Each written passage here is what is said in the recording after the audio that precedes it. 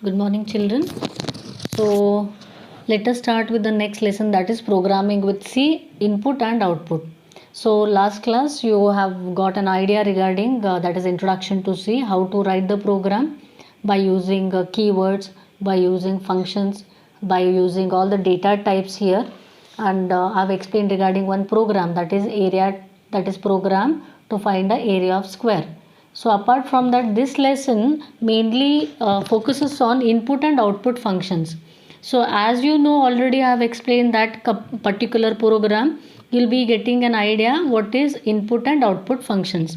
So here children, so while writing any program, suppose if you want to write, if you find that is a program to find the area of square. So here you are giving the input, that is length of, you are giving a input, that is length of side here. When you enter the side, that for example 4 I have entered, then the answer was 16, that is side into side. So whenever you are entering the data or whenever you are reading the output here, you need to have some built-in functions in C language. Clear? So for these built-in functions, you need to call their respective header files. So as we have some kind of header files, stdio or console, so math, so particular built-in, that is header files are meant for particular functions here. So at present we have following these three files are automatically opened when a C program executes. So stdin for standard input from the keyboard. So when you are entering some data, when you are giving the data to the program, so stdin, that particular file will be opened. So next, that is the header file. So next one is standard output, for standard output to the monitor. So to print the answer on the screen, to print the output on the screen, we need one header file, we need one function. So we have std out. So next one we have standard ERR. So that is if you have got any errors on the screen. So with the help of this header file, it will be printed on the screen. So let us move on with the printf and scanf functions. So children here, so hash include stdio.h. So already I have explained this preprocessor header file. So this header file contains the declaration of standard input output functions as the name itself specifies, stdio, standard input output header file, such as scanf and printf. So printf and scanf usage you already know. What is printf function here? So print function, it will print the answer on the screen here. So whichever it is being written in the double quotes, it will be printed. You can see on the screen, that is a before that we have one example, printf, let us learn C, within double quotes the answer let us learn C will be printed. After that we have a format specifier children.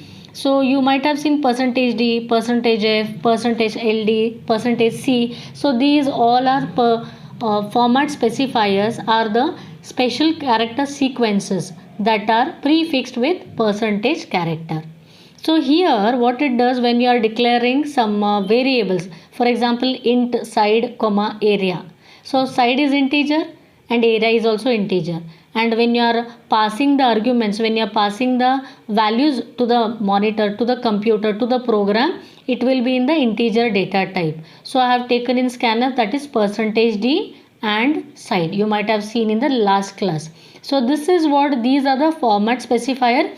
Compulsory for integer we are taking %d, for long integer %ld, then character %c, string %s, then float value single, that is double %. So I'll give you one example here children. So you'll get to know what is the data type and the format specifier. So printf %d 100. So %d is here integer. Next %f 3.14. So it is in the decimal. So this is float value.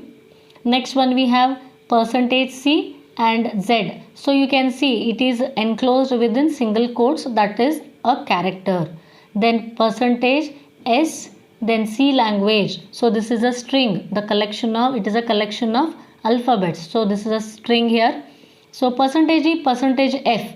So 100, 2.3. So 100 is in integer, 2.3 is float value, or else we can call it as decimal, but we are calling it as a float value in C language. So below that we have %d 999 into 10. So the answer will be in integer. So below that we have one more example. In printf they have taken here. The value of pi is percentage f inverted close comma 3.14. So the value of pi is 3.14. So percentage f, the value is what here? 3.14. So directly instead of percentage f, it will be printed as 3.14. So next one we'll discuss about escape sequences. Escape sequences are nothing but when a character is preceded by a backslash, then it is called as a escape sequence. Suppose when the answer, if you want to print the answer to the next line, or if you want to print the line to the next line, we have an example as /n. So you can see it on the screen, hello /n. This is an example of escape sequence. So if you write this sentence with the printf function, so the answer will be printed as here. You can see it on below, that is hello. This is an example of escape sequence. So /n is new line, or else the text will be printed to the next line. Same thing you can see it in the table children.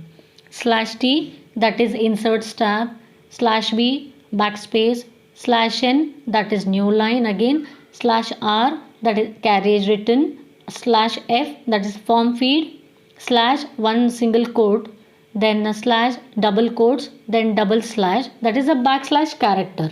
So this is what it is called as a escape sequence. So these all, whatever I am explaining, these all helps you to write a neat program. So next one we have a scanf. So scanf is whether input or output function. So this is definitely a input function, because when you are passing the value for a program, so it will take the input from the user, it will compile that and it will be printed on the screen. So last example I have given you, that is to area program to find the area of square, wherein you are passing the value as scanf %d and side.